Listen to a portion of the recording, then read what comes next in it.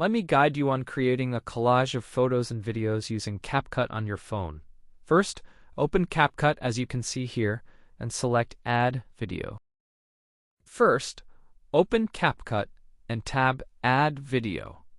Then, navigate to your gallery to select the desired photo or video. Here you can carefully select a specific video or photo from your gallery, as you can see here. Choose the photo or video you need as you can see here and select it carefully, for example, this one.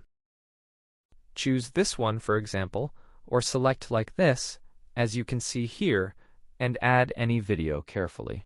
Here's the video. Everything is labeled Collage. Tap it, and you can choose from options here, as you can see carefully.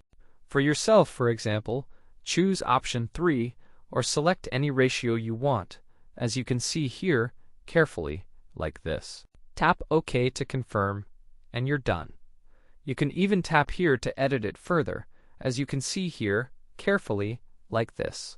And now we can edit everything. You can do anything you want, like add effects or text, as you can see.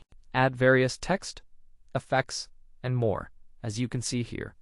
Thank you all for watching, and see you next time. Wishing everyone the best of luck and goodbye for now. See you next time.